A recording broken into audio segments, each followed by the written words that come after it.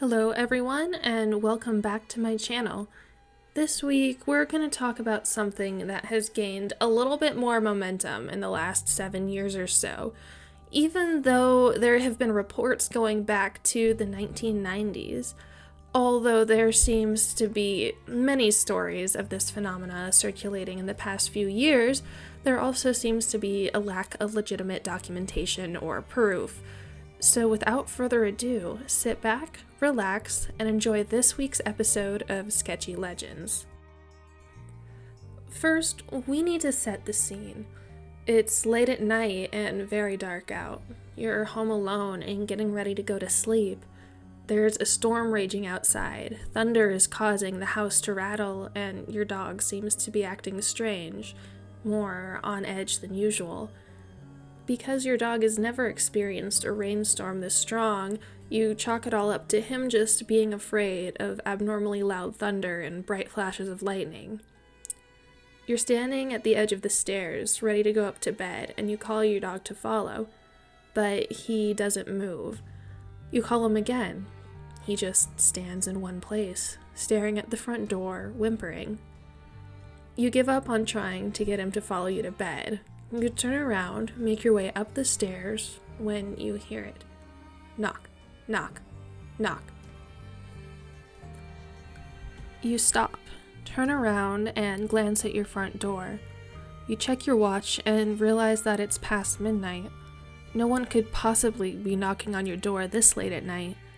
You decide that you were hearing things from the storm, so again you turn to walk up the stairs to go to sleep, when you hear it. Knock, knock, knock. This time, you know you heard something coming from your front door. You walk slowly back down the stairs, getting an extremely tight feeling in your gut.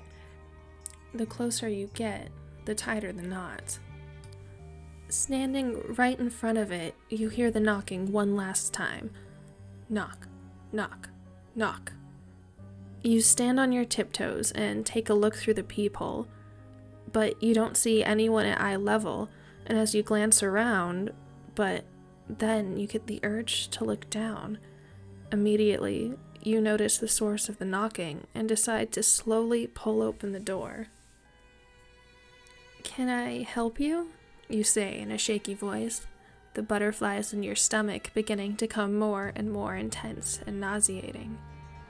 A little girl, appearing to be around 6 or 7 years old, is staring back at you, wearing a dark sweater with a hood all the way up. "I got caught in the rain on my way home," she states in a bland, monotone voice.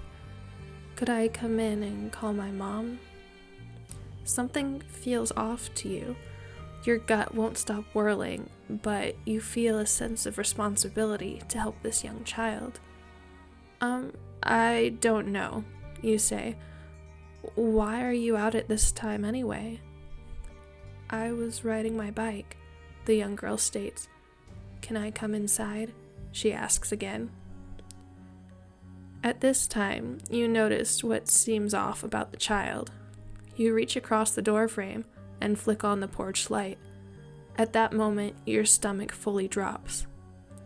The child is extremely pale, so unnaturally pale that she almost had the waxy appearance of a corpse. The next thing you notice is that she appears to be completely dry, which is odd seeing as though she had stated that she had been caught in the rain while making her way home. Finally, the moment you feel the most fear rushing through your body, you realize that her eyes are completely black. Not just her pupils, but the entirety of her eyes. This is an example of the most common description of an urban legend that has been circulating the internet since its infancy. The story of the black-eyed children tend to have all the same elements. It's late at night, there's typically a rainstorm, the child or children typically range in age from 6 to 16 years old, and wear hoodies or white nightgowns. They have extremely pale skin and speak in monotone voices, and finally, they have entirely pitch black eyes. All of these black-eyed children want the same thing: to be let inside your home or car. All the stories that circulate around the black-eyed children state that when you're about to encounter one, there is an intense feeling of fear. The person who is about to meet one of these children start to get tightness in their stomachs, but for some reason have an overwhelming urge to answer the door or roll down the window to speak to the children on the other side. Even though it's said that there are stories of these children going back to the 1980s, the first documented encounter was one that happened to a blossoming reporter in 1996, although he didn't write about it until 2 years later in 1998 in an online ghost forum where he had also stated that he made a connection between his encounter and one that happened in Portland, Oregon. Brian Bethel stated that he had encountered the black-eyed children while he was sitting in his car outside of a movie theater in Abilene, Texas, where he had been making out a check to his internet provider. He heard a knock on his driver's side window and looked out to see 2 young boys, somewhere in the age range from 9 to 12. Bethel stated that he had an unnatural feeling of fear as soon as he had set eyes on the 2 kids. However, he reluctantly cracked his window to ask what they wanted. They had told him that they needed a ride home to get money from their parents to see the movie Mortal Kombat. However, Bethel knew that the last showing of the night had already started, so it seemed odd that the children would want to leave the theater and go home just to come back to catch the film toward its end. The following is an exact quotation from a statement about the occurrence by Bethel in 2013 when there was an increasing amount of stories of black-eyed children surfacing. All the while, the spokesman uttered assurances. It wouldn't take long. There's just 2 little kids. They didn't have a gun or anything. The last part was a bit unnerving. In the short time I had broken the gaze of the spokesman, something had changed. My mind had exploded in a vortex of all-consuming terror. Both boys stared at me with coal black eyes, soulless orbs, 2 great swaths of starless night. Full-on freaked out inside while trying to appear completely sane and calm.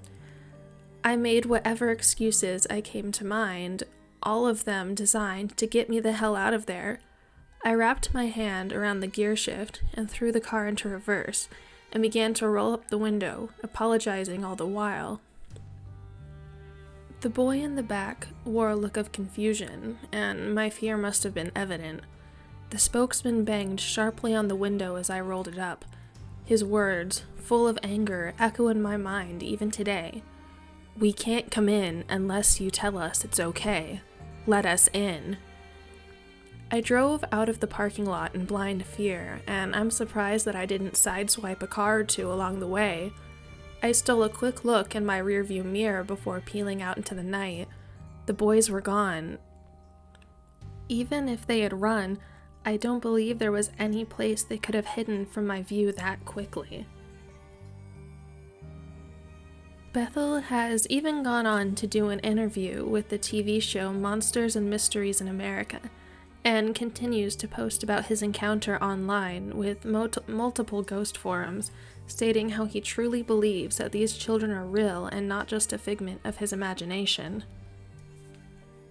In September of 2014, a British tabloid ran 3 black-eyed children encounter stories on the front page of their paper, stating that it had something to do with the sale of an alleged haunted pub. Even though there is no solid evidence of black-eyed children being more than just an urban legend, that was spread in the infancy of the internet.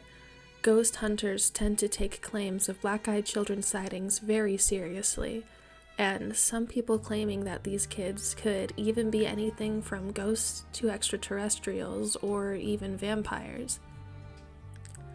Since 2012, there has been an uprise of sightings of black-eyed children across the United States and Europe. However, it's hard to tell if they're legitimate claims or if they were influenced by pop culture.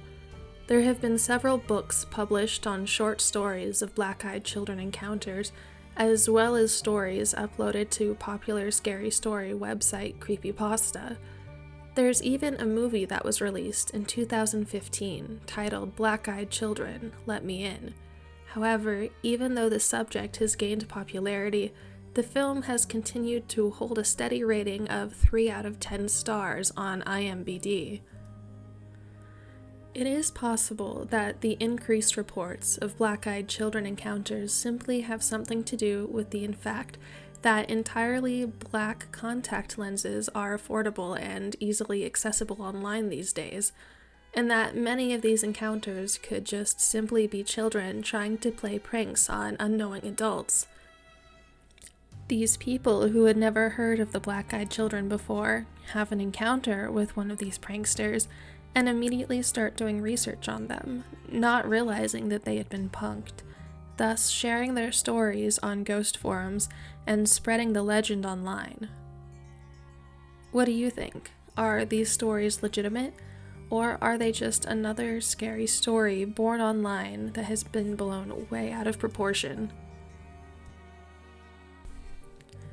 Thank you for watching this week's episode of Sketchy Legends. I hope you've enjoyed hearing about the black-eyed children and their lore. Have you ever heard of these encounters before this video? Or was this the first time you've been introduced to the subject? Comment below if you've heard of these creepy little kids before, and if you think they're just a spooky story to tell around the campfire. While you're at it, make sure to give this video a thumbs up, and if you'd like to hear more spooky stories, don't forget to subscribe along with it. Also, if you don't ever want to miss a video, or any updates on my artwork, go ahead and follow me at my Instagram and Twitter at j_dfiore_art. Thank you so much for watching, and have a great day.